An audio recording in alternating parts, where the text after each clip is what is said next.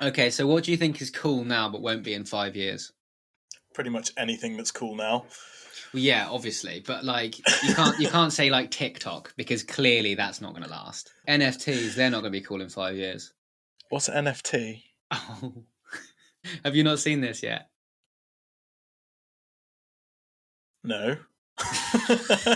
So it's like the hot thing right now. Everyone's buying non-fungible tokens, and people are selling art for like millions. It's a blockchain token, essentially. So say you had like the Nyan cat, you know, that cat with the little rainbow coming up his ass. Yeah, Yeah, so you could buy that. like the rights to it. Yeah, well, kind of, but not really. You're buying it from the guy that invented it. So it's like you are the owner of this piece. Like there's this guy's art, one of his pieces, or like a collection of his pieces, sold for like 66 million. It's not like a famous But what are you artist. buying? You're buying the digital ledger of the piece. So it's like a little token that comes and says you own this piece of art, but it's digital. To do what you want with it. Well, it's yours. You own it. The same way that you own a Picasso or you Yeah. could own the Mona Lisa. The idea is that it's a one-off piece. So any other copies of it or transformations of it aren't the real thing. So like the Mona Lisa, you could go to the museum shop and buy like a poster of the Mona Lisa, but it's not the Mona Lisa. Yeah. So it's only things digital. Yeah, so it's a digital. It's part of Ethereum. It's part of any crypto. You can do it as any blockchain merger, and then you could then sell it on. So that's the thing. It's like it's purely for resale Well, it's purposes. I mean, people would buy them and hold them, I guess, as well to wait for their value to go up. But Yeah. I think it's just a massive bubble. Like all these things are selling for way more than they're actually worth, on the premise that they'll be worth more later. But I don't think they will be. So how much did Nyan Cat sell for? So Nyan Cat, the price was roughly 580 grand. But there's other artists that have been selling stuff for like millions, and people are buying it. Yeah, like that's such a funny concept. One of a kind trading card. Yeah, that's literally. So imagine it like Pokemon cards, but there's only one of each Pokemon card. Mm-hmm. So like if you got Mewtwo, then he'd be the only one, and you would be the owner of Mewtwo. But that's Yeah, I it. get that. What's the point? Well, what's the point in owning the Mona Lisa? But at least you can actually look at it and hang it on your wall. But I guess the real reason you own the Mona Lisa is not so you can look at it, is it? No, I know It's that. to say that Yeah. you own the Mona Lisa. You don't buy a Picasso because you like Picasso's paintings. I mean, you do, but you don't. You buy a Yeah, because Picasso then to you say just you own get a any old Picasso. copy of it if you Yeah. purely like. You would buy a copy of the favorite work of art from Picasso. You wouldn't buy that one obscure piece. Most people would own an expensive piece of art because it's an expensive piece of art that they could hold value in. But I guess that's the idea with these NFT tokens, is that you're Mm. holding an asset. So But you don't it's think that will remain no, just because purely I because of the don't. I think the values. value of them will go People down. will I think it's realize a that. bubble. You But why do say you think the value is different? If because the real value isn't in the tangible nature of the real painting, which you can be the owner of and do whatever you want with, yeah, if the value is not in that, if it's purely a status thing, or just to say that you actually are the owner to that, then the value wouldn't diminish because no. But it's what I'm saying is what's selling at the moment is worthless art,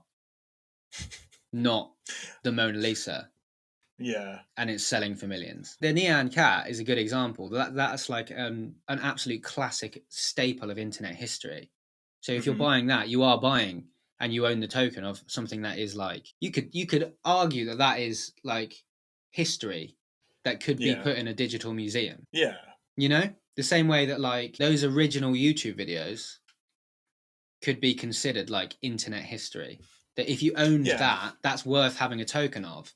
But what I'm saying is anything that's just like, oh, I did a drawing and I'm selling it for NFT tokens Oh, has I see what you're no saying. real value to Because it it. has no significance to it There's no anyway. significance to it. The NFTs make sense if they're things that have like they So, have but yeah, but cultural so why value would to people be them buying things like that? Like that because doesn't make any they think the sense. value will go up. They're buying like penny stocks essentially. They're buying cheap versions of NFTs. You're going, oh, I can buy this one, and that might go up. Yeah. But then there's bubbles created because millions of people are spending way more and more and more, because then they bought it for $1, but they're going to sell it for $3. If you want to buy one, then you can, you know what I mean? So everyone's getting their little bit of extra, but really this thing is worth nothing. Yeah. But because the price keeps going up, people keep perceiving the price as being worth more. And that's how bubbles are created. The immediate resale is the only value in it. Yeah. Until in you most of some these person at the end and realise they got shafted on penny stocks, kind of thing. Yeah, exactly. And they've followed they've looked at the trend as opposed to the actual value. There'll be things in there that are like significant, and I don't know necessarily what they are now because we're living through them now, but I'm guessing Justin Bieber's baby video will be on there. And, and size. It's Friday. Yeah. Well, maybe not Friday. That's actually got less views than you'd think it would. Yeah, actually, no. I remember looking it up again recently, being like, "Didn't this blow up?" Apparently, it didn't. Yeah, it didn't. What do you think a digital museum would look like?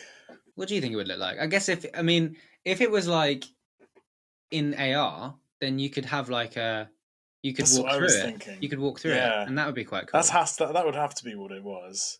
You could have like a walkthrough. The way that you play a video game, you're still like engrossed in the video game just because you're not, you know. So it could be like a simulated 3-dimensional space which you navigate. That would just be like a virtual tour kind of thing, wouldn't it? It wouldn't even be like a video game, and it would just be like an animation that runs. But museums are boring, so it would be boring. Yeah. Museums are only interesting because you're interested in the things in them. If you don't perceive any value in the things in them, they're boring. If I went to the Museum of Clocks, I would probably be quite interested, actually. But me too. a lot of people wouldn't be. You said that, I was like, I'd go to a museum of clocks. Yeah. Dude, when we were in Spain, there's a museum of tiny art, and all of the art pieces were like drawn on like the heads of pins. I mean, like microscopic art. And they were like portraits of Elvis or like Abraham Lincoln or things like that. But you'd walk up to the screen and you'd look in, and there'd be like this massive magnifying glass, tiny little thing inside it that, like, from a side you could see how it was literally like the head of a toothpick. But then you'd like look at it, and there'd be like this incredible like sculpture on it. That sounds amazing. And how big did you actually manage to, like, do you think you could blow that up? Because like that could be really cool.